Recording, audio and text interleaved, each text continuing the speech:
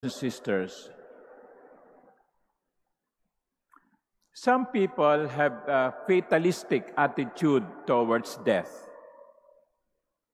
They say that if your hour has come, you cannot stop death. Kapag oras mo na talaga, oras mo na. In a way, they are true. They're correct.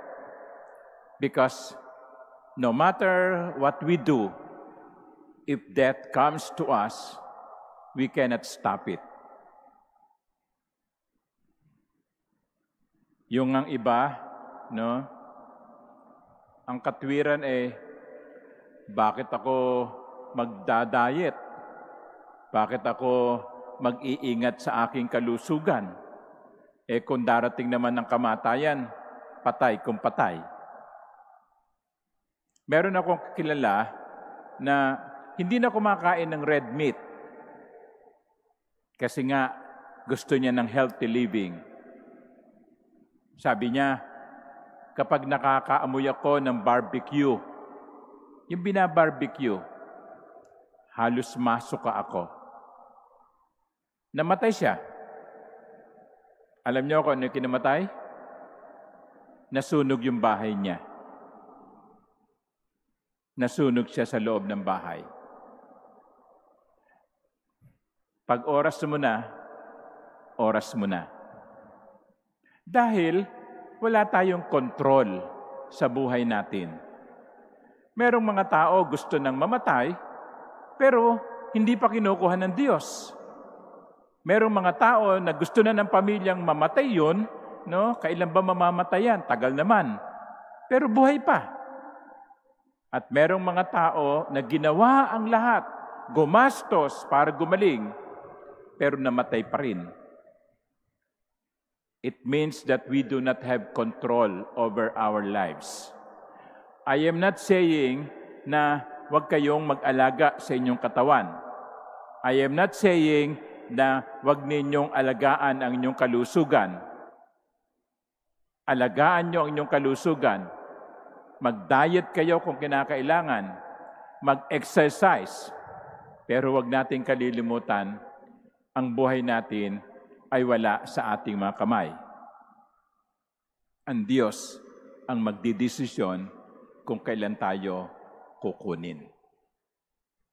We don't have control over our lives. Not like Christ. In the gospel, towards the end, the people who were against him tried to arrest him, but no one laid a hand upon him because his hour had not yet come. Hindi pa niya oras. Anong ibig sabihin itong pangungusap na ito? Una, si Jesus bilang Diyos ang magdi-decide kung kailan niya iaalay ang kanyang buhay sa krus. Hindi ang kanyang mga kaaway. Hindi ang kahit sino. Ang kanyang kamatayan sa krus ay malayang pag-aalay ng buhay. Hindi napilitan, hindi pinuwersa, kusang loob.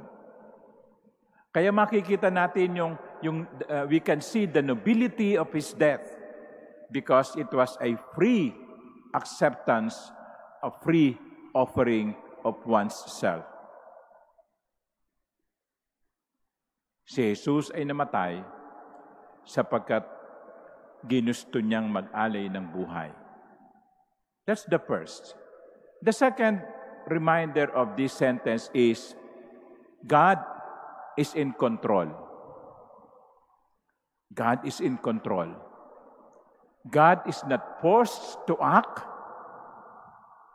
but He acts freely. Ang Diyos ang nagdidesisyon kung kailan at paanong ang Diyos ay malayang nagdidesisyon. And therefore, my dear sisters and brothers, if God is in control, He is in control of everything in the world, His control of nature, His control of our lives. Let us put ourselves in His hands. Let us put our future in God's hands. Let us put ourselves under God's control. Nakakatakot yung lindol na nangyari sa Myanmar at Thailand. Nabasa nyo naman siguro at napanood sa balita.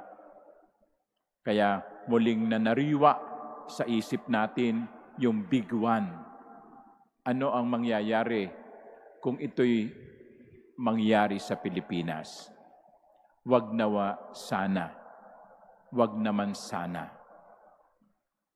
Pero iba natatakot. Yung iba nababahala. Today, in the gospel, we are being reminded God is in control. Sabihin natin sa Panginoon, Lord, alam mo kung anong mabuti para sa amin. Ikaw po ang bahala. Sa iyong mga kamay, inilalagay namin ang aming buhay, ang aming kinabukasan. Sa iyo kami nagtitiwala. Amen.